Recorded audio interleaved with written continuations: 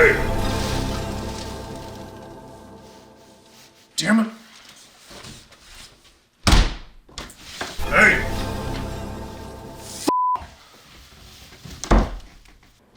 Hey! Hey! Hey! We need to talk about.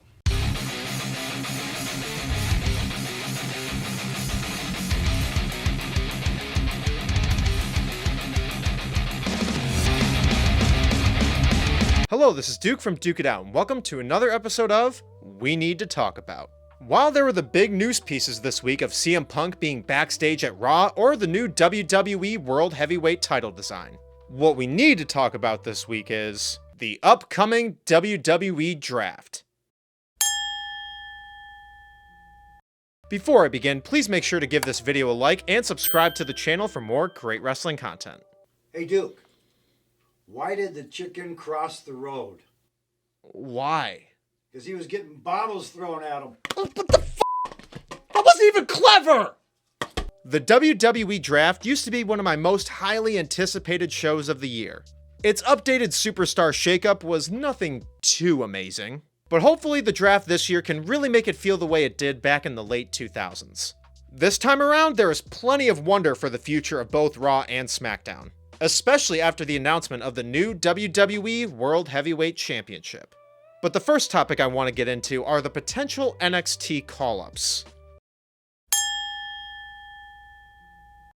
I would consider NXT as a potential brand for the draft, but I think they would have announced something like that at this point. But that doesn't mean no one from NXT could be called up to the main roster. And there's a few that I have in mind. Braun Breaker could be the most obvious.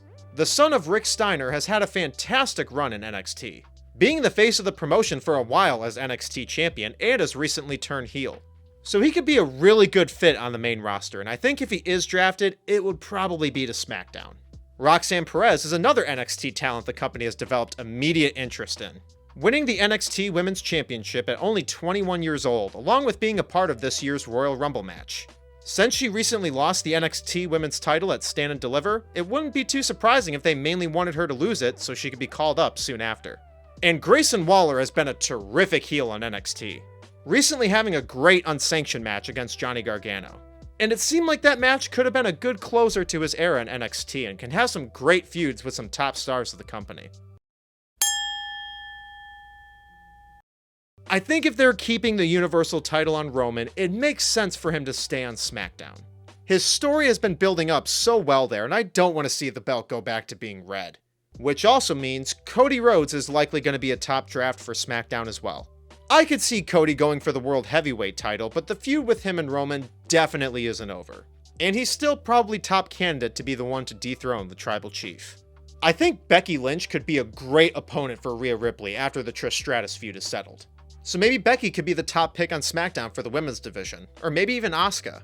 Gunther should keep the IC title on SmackDown as well, keep building up the feud with Sheamus or Drew, then adding some great talent to the mid-card, like Matt Riddle, Mustafa Ali, or Johnny Gargano. And when it comes to the tag titles, I have a feeling the Usos will somehow just be able to get the SmackDown tag titles only, so they can separate the belts and stay with Roman. It might be because they debuted the belt on Raw, but I just had a feeling that the new WWE World Heavyweight title will be the top prize for Raw. And since Roman's had more of his TV time on SmackDown, Raw has been more desperate for a world champion over the past couple of years. So I think they should have more than a few stars that are more believable for that title. Instant picks I thought of were Seth Rollins, Bobby Lashley, Finn Balor, and AJ Styles. There could also be people like Edge, Rey Mysterio, or maybe a Big E return, but I think the male roster on Raw needs to just be a little bit more stacked than SmackDown. Especially since Raw keeps deciding to be 3 hours, the more potential entertainment, the better. And I think this could be the perfect opportunity to start up a feud with Bianca Belair and Charlotte Flair. They're arguably the two biggest stars in that division, so if we could get a blockbuster feud with them, it would lead to one incredible match. I also wanted Sami and KO to keep their tag titles for Raw because they could also be instantaneously placed in the world title division whenever it's needed. When it comes to any drafts or superstar shakeups over the years, this is definitely the draft I've been most excited about since 2016. It could really even the balance that felt a bit lost after the pandemic, and this really does have the potential to start a kick-ass era for the company.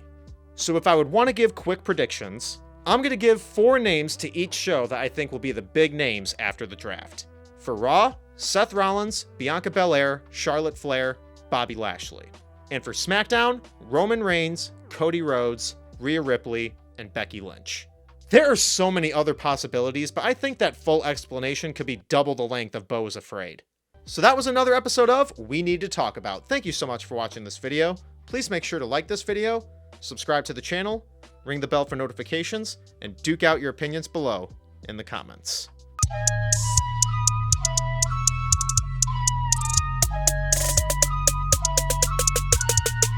I'm cool with it, I'm cool with it. Michael Jackson, I'm smooth with it. Might hit the club, cop 2 niggas, then 2 on the same night. No cap, niggas talking shit, but they ain't really got the facts. I should be on sway the way I'm coming with the raps. Black hat hymns, I'm coming with the hats. Shout out King Filter, got me where I'm at, but not really.